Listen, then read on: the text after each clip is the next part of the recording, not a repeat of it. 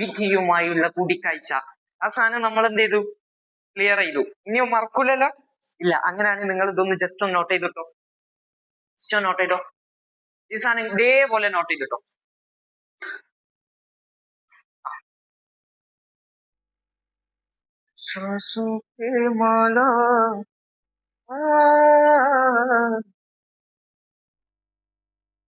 ഉറങ്ങേണ്ടത് വെച്ച് പാടിയത്.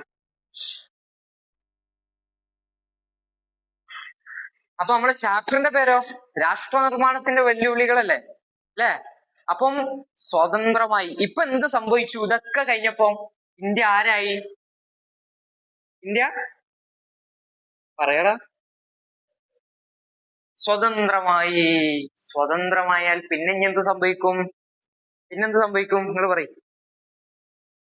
സ്വതന്ത്രമായ ഇന്ത്യ പിന്നീട് നേരിടുന്ന വെല്ലുവിളികൾ ഉണ്ടാവും. ഇപ്പൊ സ്വതന്ത്ര ഇന്ത്യയായി. ഇനി ഈ സ്വതന്ത്ര ഇന്ത്യ എന്ത് ചെയ്തു? കുറച്ച് വെല്ലുവിളികൾ നേരിട്ടു. സ്വതന്ത്ര ഇന്ത്യ വെല്ലുവിളികള് പറയടാ. വെല്ലുവിളികൾ എന്ത് ചെയ്തു? നേരിട്ടു.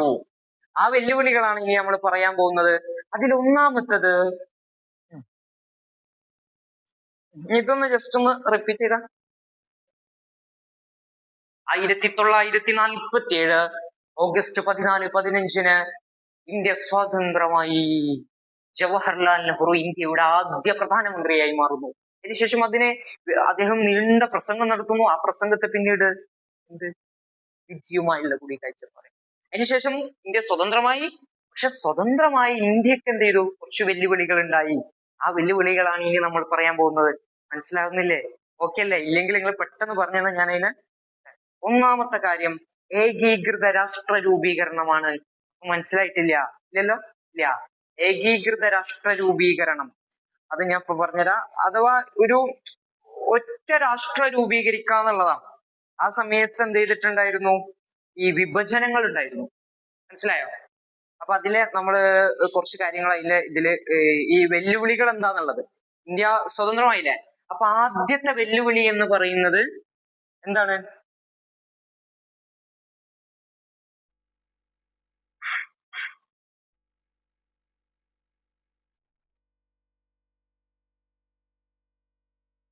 ഏകീകൃത രാഷ്ട്ര നിർമ്മാണമാണ്. കുറച്ച് ബാക്ക് ചെയ്യോ? ചൂടെടുത്തില്ല. കസര ഒന്ന് ബാക്ക് ചെയ്ത. കുറച്ച് ബാക്ക് ചെയ്യില്ല. ഇങ്ങോട്ട് വന്നാ അവിടെ.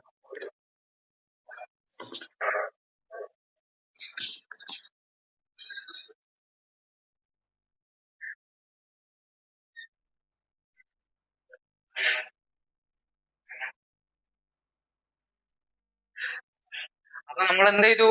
ഏകീകൃത രാഷ്ട്ര നിർമ്മാണമാണ് അതിൽ ഏറ്റവും പ്രധാനപ്പെട്ട ഒരു കാര്യം, അല്ലെ? അപ്പൊ ഇനി ഒന്നും കൂടി ഒന്ന് ജസ്റ്റ് നോക്കിയേക്കാം. ഒന്ന് ഉറക്കെ പറയും. വാ വാ വാ വാ വാ വേരിക്ക്. ഇതിങ്ങനെ നോക്കണ്ട. ഞാൻ കാണാതെ പറയും. ഇതിങ്ങനെ നോക്കി പറയാനല്ലല്ലോ ഞാൻ പറഞ്ഞു. പറയ്.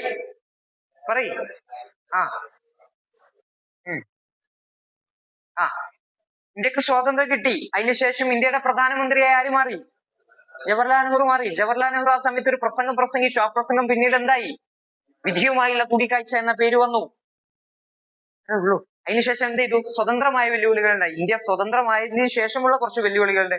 അതിലൊന്നാമത്തെ പോയിന്റ് നമ്മൾ എന്ത് പറഞ്ഞു? ഏകീകൃത രാഷ്ട്ര നിർമ്മാണം എന്ന് വെച്ചാൽ ഒരു രാഷ്ട്രത്തിൽ ഒതുക്കുക എന്നുള്ളതാണ്. ഇവിടെ മുസ്ലിംസ് ഉണ്ടാവും, ഹിന്ദുസ് ഉണ്ടാവും, ക്രിസ്ത്യൻസ് ഉണ്ടാവും, അല്ലെ? ഒരു രാഷ്ട്രമാകുമ്പോൾ അവിടെ എല്ലാവരും ഉണ്ടാവും. അവരെല്ലാരെയും കൂടി ഒതുക്കിയിട്ട് എന്ത് ചെയ്യാം? ഒരു രാഷ്ട്രം നിർമ്മിക്കുക. ഇതായിരുന്നു ആദ്യത്തെ വെല്ലുവിളി. ഓക്കെ, ഇപ്പൊ മനസ്സിലായില്ലേ? നേരത്തെ ഏകീകൃത രാഷ്ട്ര നിർമ്മാണം എന്ന് പറഞ്ഞപ്പോ ചെറിയൊരു കത്തൽ ഉണ്ടായിട്ടില്ല. പക്ഷെ ഇപ്പൊ ക്ലിയർ ആയി, അല്ലെ? ഒരു രാഷ്ട്രം നിർമ്മിക്കുക, എല്ലാവരെയും ഒരുമിപ്പിച്ചുള്ള ഒരു രാഷ്ട്രം നിർമ്മിക്കുക എന്നുള്ളതാണ്. ഇനി നിങ്ങൾ ഇത് എഴുതിയിട്ടില്ലെങ്കിലും എല്ലാവരെയും ഒരുമിപ്പിച്ചുള്ള ഒരു രാഷ്ട്രം നിർമ്മിക്കുക എന്ന് എഴുതിയാലും മാർക്ക് കിട്ടും. ഓക്കെ അല്ലേ? സെറ്റ് അല്ലേ? ഓക്കെ. അതിലെ രണ്ടാമത്തെ പോയിന്റ് എന്ന് പറയുന്നത്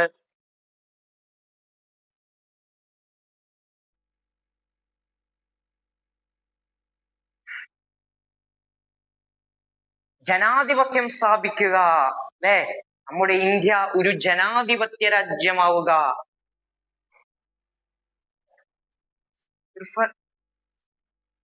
കുറച്ച്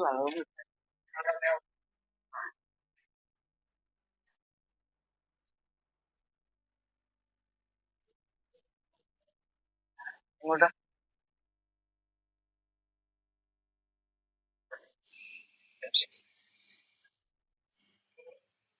വെള്ളം.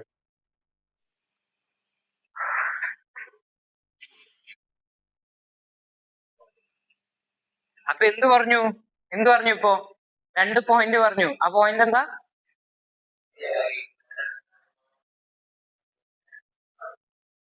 എന്താണ് ഏകീകൃത രാഷ്ട്ര നിർമ്മാണം? ആ അതിലൊന്നാമത്തെ എന്താണ് ഈ ഏകീകൃതം? ഞാൻ നേരത്തെ പറഞ്ഞു. പറഞ്ഞോ എല്ലാവരും. ഒരേ കുടക്കീഴിൽ വരിക, അത്രേ ഉള്ളൂ. പെട്ടെന്ന് ചോദിച്ചില്ല കുടുങ്ങിയത്. ഓക്കെ, ജനാധിപത്യം സ്ഥാപിക്കുക എന്നുള്ളത് ഞാൻ പറഞ്ഞില്ലേ. എന്താണ് ഏകീകൃത രാഷ്ട്ര നിർമ്മാണം? എന്താണ് ആ ആ യെസ് കറക്റ്റ്.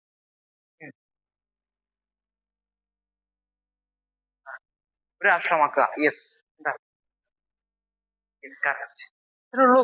സാധനങ്ങൾക്ക് ഓർമ്മ ഉണ്ട്. നിങ്ങൾ വെറുതെ അനാവശ്യമായിട്ട് പൊട്ടന്മാരായതാണ്. രണ്ടാമത്തെ പോയിന്റ് ജനാധിപത്യം സ്ഥാപിക്കുക എന്നുള്ളതാണ്. എന്താണ് ജനാധിപത്യ രാജ്യമല്ലാതിരുന്നാലുള്ള പ്രശ്നം?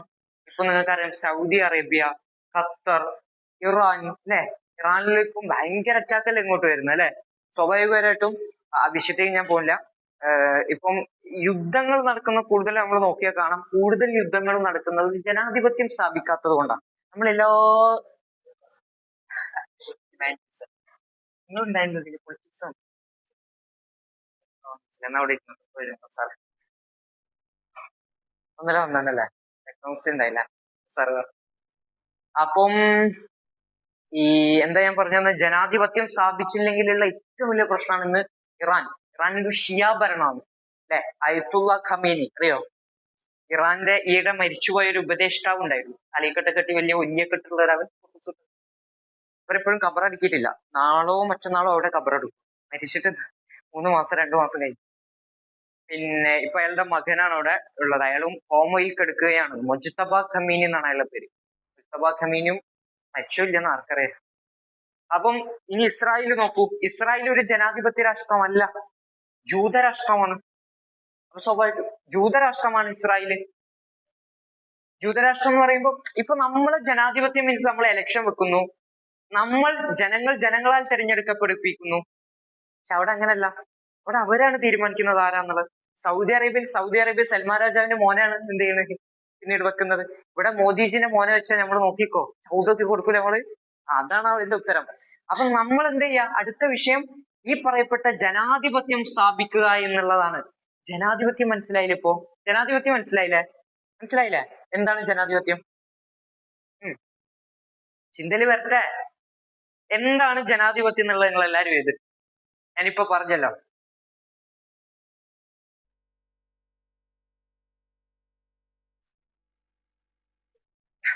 പറഞ്ഞുതരാം. ജനാധിപത്യ രാഷ്ട്രം നിർമ്മിക്കുക എന്ന് പറഞ്ഞ തെരഞ്ഞെടുപ്പുകൾ, മനസ്സിലായോ? ഇപ്പൊ നമ്മുടെ തെരഞ്ഞെടുപ്പുകൾ ജനങ്ങളാൽ തെരഞ്ഞെടുക്കപ്പെടുന്നുണ്ടല്ലോ. അതേപോലെ തന്നെ ഒരു ഭരണാധികാരിയെ നമ്മളാണ് തെരഞ്ഞെടുക്കുന്നത്.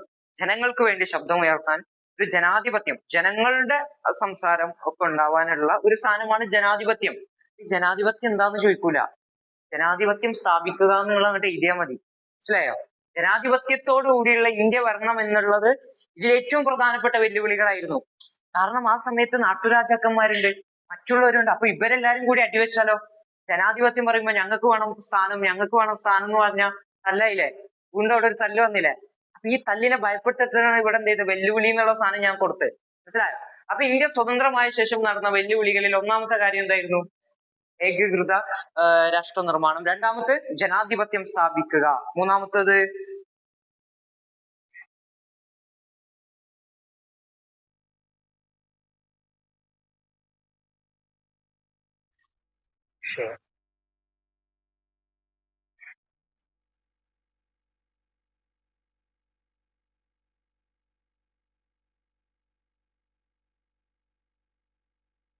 സമൂഹത്തിൽ എന്താണ് ക്ഷേമവും ഐശ്വര്യവും നിലനിർത്തുക.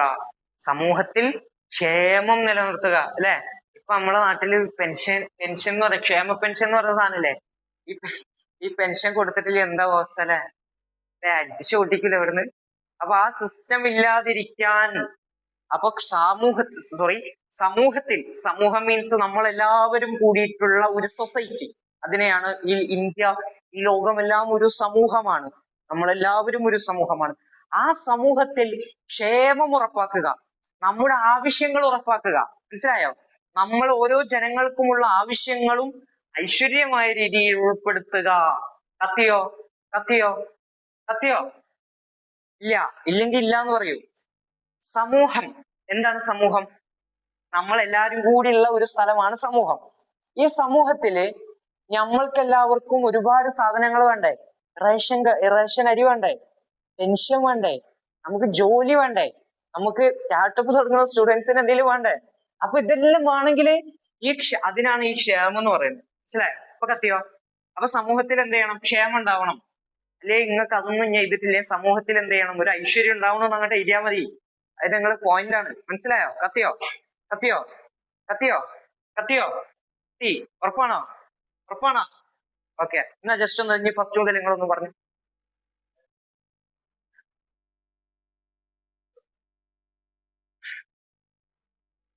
പറയ്, വായിക്ക്.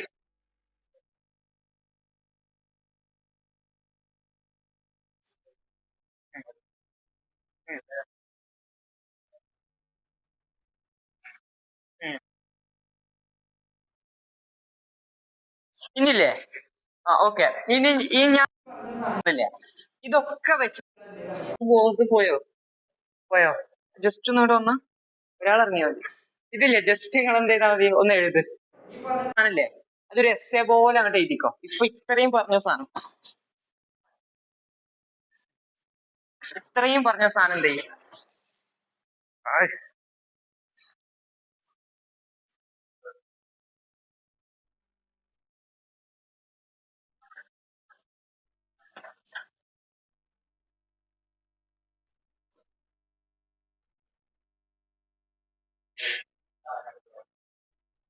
സമൂഹത്തിലെ ഐശ്വര്യം ക്ഷേമമൊക്കെ ഉൾപ്പെടുത്തുക. 1947 അർദ്ധരാത്രി 14:15 ഇന്ത്യ സ്വതന്ത്രമായിട്ടുള്ള വെല്ലുവിളികൾ 3. മൂന്നാമത്തേലെ ലാസ്റ്റ് സമൂഹത്തിൽ ക്ഷേമവും ഐശ്വര്യവും നിലനിർത്തും. അത് ഞാൻ പറഞ്ഞതല്ലേ, നമ്മളെ ഇതന്നെ.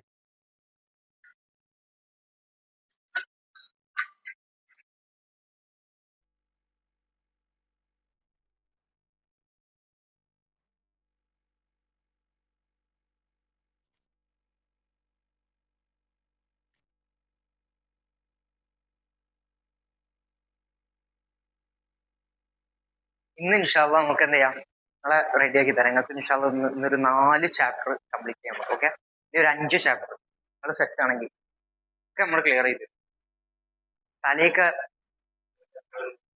അല്ല അങ്ങനല്ല, അതിനിവിടെ ബ്രേക്ക് ഉണ്ട്. നിങ്ങൾക്ക് എക്കണോമിക്സ് ഉണ്ടല്ലോ, എക്കണോമിക്സ് എന്റെ കഴിയുമ്പോൾ നിങ്ങൾക്ക് അടുത്ത ആൾ വന്നിട്ട് എക്കണോമിക്സ് എടുക്കും. ഈ 4 ചാപ്റ്ററിന് മാത്രം ഇല്ല, അതിനാണ് ഞാൻ പറയും. ഇപ്പൊ ഇതോടെ ഈ ചാപ്റ്റർ കഴിഞ്ഞു. ഇപ്പൊ നിങ്ങൾ എഴുതുന്നില്ലേ, ഇതോടെ ഈ ചാപ്റ്റർ ക്ലോസ്ഡ് ആണ്. ഈ 2ാമത്തെ ചാപ്റ്റർ അങ്ങനെ കുറച്ചുള്ള വിഷയങ്ങൾ ഇനിയിപ്പോ തലയിൽ കയറാത്തത് ഉണ്ടെങ്കിൽ തന്നെ നമ്മൾ പഠിപ്പിച്ച് തലയിൽ കയറ്റി തരാൻ. ഞാൻ വണ്ട അടിയൊക്കെ തന്നിട്ടുണ്ടല്ലോ നേരത്തെ.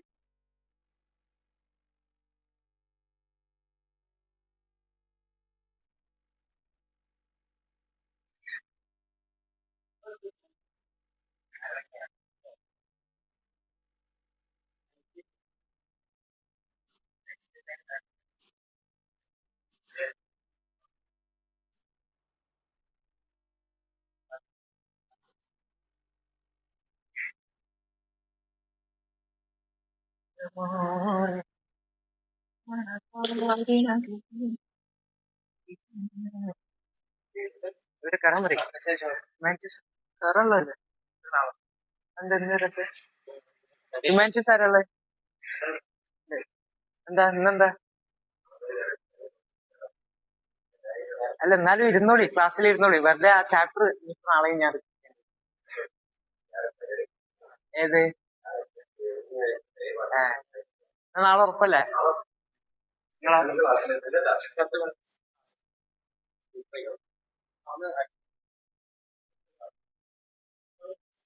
കറക്റ്റ് എത്തിക്കാം.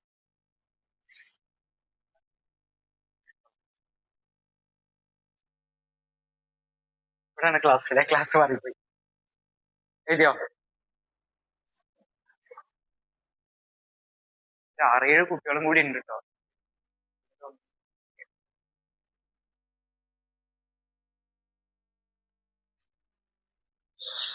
ഓ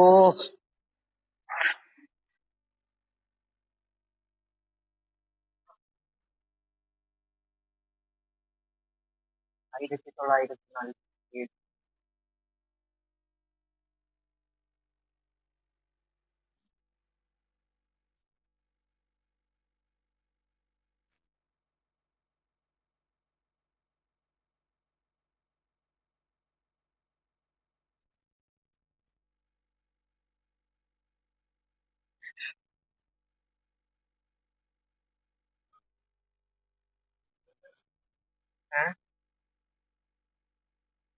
അവനെത്തിയോ? അല്ല സോറി, നാഷിദെത്തിയോ?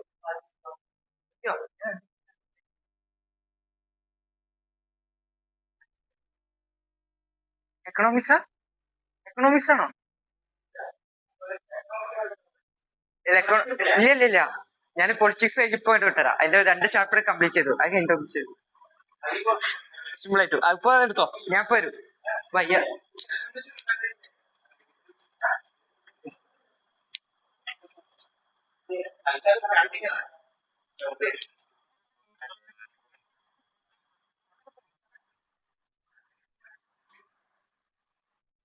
ടെക്സ്റ്റ് ബുക്ക് എങ്ങനെങ്കിലും സെറ്റിൽ ആക്കേ. അല്ല ഇവിടെ ക്ലാസ് റെക്കോർഡാ? ആ പറയണ്ടേ? എഴുതിയോ?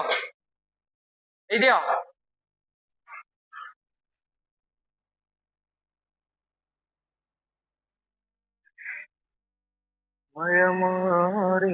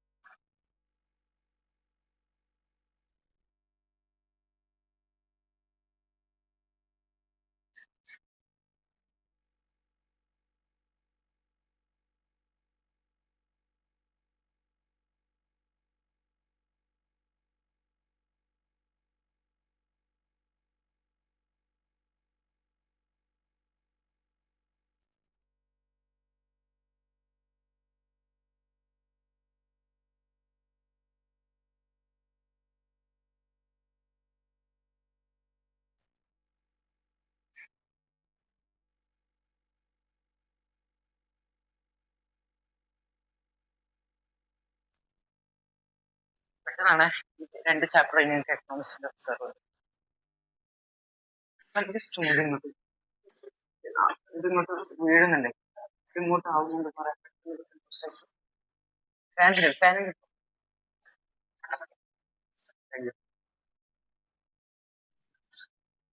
അപ്പൊ ഓക്കെ. എഴുതിയോ? കറക്റ്റ്. എത്ര ഉള്ളൂ നിങ്ങൾ എഴുതാൻ, നിങ്ങൾക്ക് അറിയാം. ഓക്കെ ആയില്ലേ? ദൈവ ആ സാധനം